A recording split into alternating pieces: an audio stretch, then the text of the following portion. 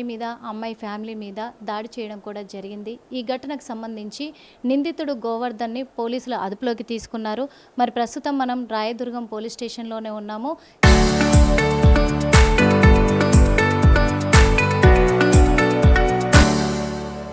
CI Shankar గారు ఉన్నారు. శంకర్ గారిని అడిగే ప్రయత్నం చేద్దాము, వివరాలు తెలుసుకునే ప్రయత్నం అయితే చేద్దాము. సార్, అసలు ఏం జరిగింది సార్? ఎప్పుడు ఈ ఘటన చోటు చేసుకుంది?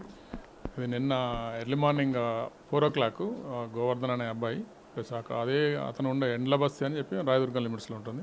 అదే కాలనీకి చెందిన వేరే ఇంకొక అమ్మాయితోటి ఇది గత 4 సంవత్సరాలుగా రిలేషన్లో ఉన్నారు. ఈ మధ్యలో వాళ్ళకి చిన్న చిన్న ఇష్యూస్ వచ్చి ఆ అమ్మాయి అతన్ని పక్క పెట్టేసింది. తను మాట్లాడలేదు. ఆ విధంగా నాతో మాట్లాడలేదని చెప్పి తన మీద అతను కక్ష పెంచుకొని ఎలాగైనా ఆ అమ్మాయిని బెదిరించాలి, తనతో రిలేషన్లో కంటిన్యూ ఉండాలి, లేదంటే తన సంగతి చూడాలని చెప్పి అతను నిర్ణయించుకొని ఒక కత్తి తీసుకొని ఎర్లీ మార్నింగ్ 4 o'clock వాళ్ళ ఇంట్లోకి పక్క వాళ్ళ బిల్డింగ్ మీద నుంచి దునికి లోపలికి వెళ్ళి ఆ అమ్మాయి మీద అటాక్ చేయడానికి వెళ్తారు. అదే సమయంలో అక్కడే ఉన్న వాళ్ళ అమ్మాయి వాళ్ళ అక్క ప్లస్ వాళ్ళ మదరు ఫాదరు వీళ్ళందరూ అడ్డుకునే ప్రయత్నంలో వాళ్ళకు కూడా కత్తితోటి అతను ఇంజురీ గాయపరుస్తాడు. ఈ కేకలు విన్న వాళ్ళ బాబాయ్ మరి వాళ్ళ కొడుకులు కూడా ఫస్ట్ ఫ్లోర్ నుంచి పైకి వచ్చేస్తారు. వాళ్ళ మీద కూడా అటాక్ చేస్తాడు. ఈ లోపల చుట్టుపక్కల వాళ్ళందరూ వచ్చేసి అతన్ని పట్టుకొని ఆ కత్తి లాక్కొని పక్క పడేసి డైల్ 100 కాల్ చేసి మాకు ఇన్ఫార్మ్ చేశారు. మా వాళ్ళు ఇమీడియట్గా పెట్రోలింగ్ వాళ్ళు వెళ్ళి వాళ్ళు అతన్ని అదుపులో తీసుకున్నారు. ఆ అమ్మాయి కంప్లైంట్ మీద కేసు రిజిస్టర్ చేయడం జరిగింది. అటు నేరస్తుని ఆల్రెడీ అరెస్ట్ చేసి ఈరోజు జైలు కూడా పంపించడం జరిగింది. అంటే ఆ అబ్బాయి దగ్గర ఒక బ్యాగు కూడా పోలీసులు స్వాధీనం చేసుకోవడం జరిగింది అని అంటున్నారు. ఆ బ్యాగ్లో ఏమున్నాయి? యాక్చువల్గా అతను బిఫోర్ మన ఒక టెంపుల్కి వెళ్దామని చెప్పేసి రెడీ అయ్యి మేపూర్ వాళ్ళకి వెళ్ళాడు. ఆ బట్టలు పెట్టుకొని వెళ్ళాడు. అక్కడికి వెళ్ళిన తర్వాత అతను బస్సు మిస్ అయిపోయింది. బస్సు మిస్ అయిపోయి రిటర్న్ వచ్చేటప్పుడు అక్కడే చాలా వర్షం రావడం వల్ల అక్కడే మియాపూర్ ఏరియాలో చాలా midnight 12 వరకు అక్కడే ఉన్నాడు. ఆ తర్వాత ఒక ర్యాపిడో బుక్ చేసుకొని మా ఏరియాకి వచ్చి అతను మనసులో మెదులుతూ ఉంది, ఎలాగైనా ఇది ఇష్యూ పెండింగ్ ఉంది కదా ఇక చూడాలని చెప్పేసి ఆ midnight సమయంలో సరాసరి అమ్మాయి వాళ్ళ ఇంటికి నడుచుకుంటూ వెళ్ళి ఆ బ్యాగ్తో పాటు వెళ్ళాడు. బ్యాగ్లో బట్టలు ఉన్నాయి, అంత వేరే ఉన్నాయి.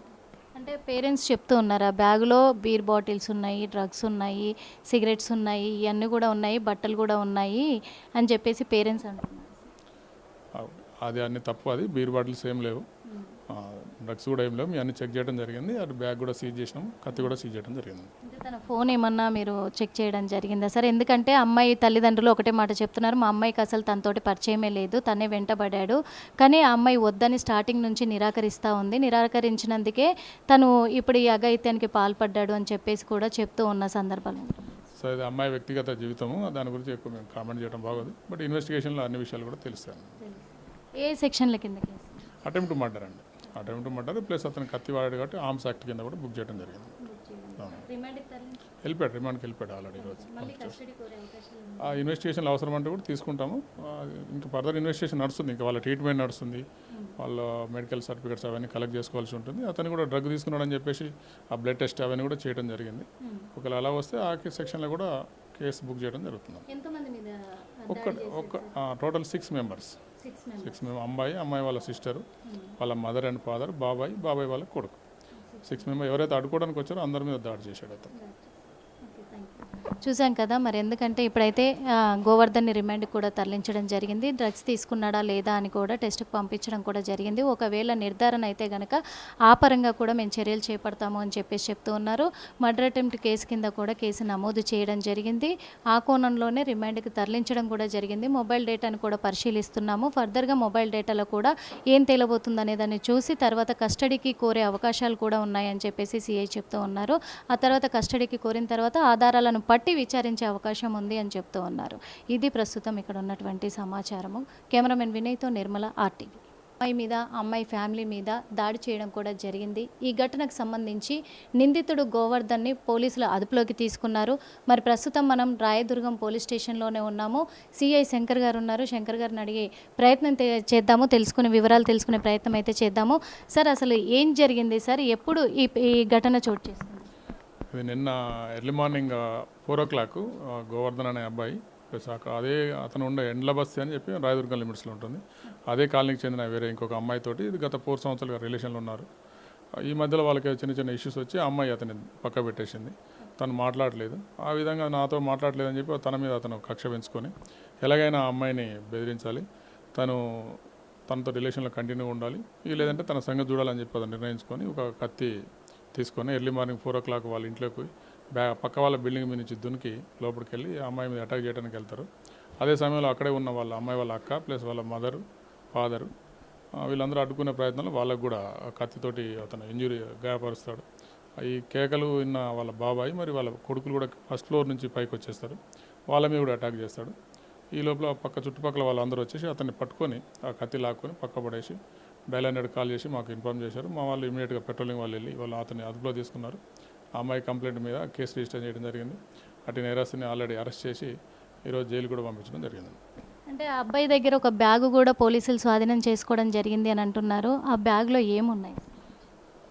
యాక్చువల్గా అతను బిఫోర్ మన ఒక టెంపుల్కి వెళ్దామని చెప్పేసి రెడీ అయ్యి మేపూర్ వాళ్ళకి వెళ్ళాడు. ఆ బట్టలు పెట్టుకొని వెళ్ళాడు. అక్కడికి వెళ్ళిన తర్వాత అతను బస్సు మిస్ అయిపోయింది. బస్సు మిస్ అయిపోయి రిటర్న్ వచ్చేటప్పుడు అక్కడే చాలా వర్షం రావడం వల్ల అక్కడే మియాపూర్ ఏరియాలో చాలా midnight 12 వరకు అక్కడే ఉన్నాడు. ఆ తర్వాత ఒక ర్యాపిడో బుక్ చేసుకొని మా ఏరియాకి వచ్చాడు.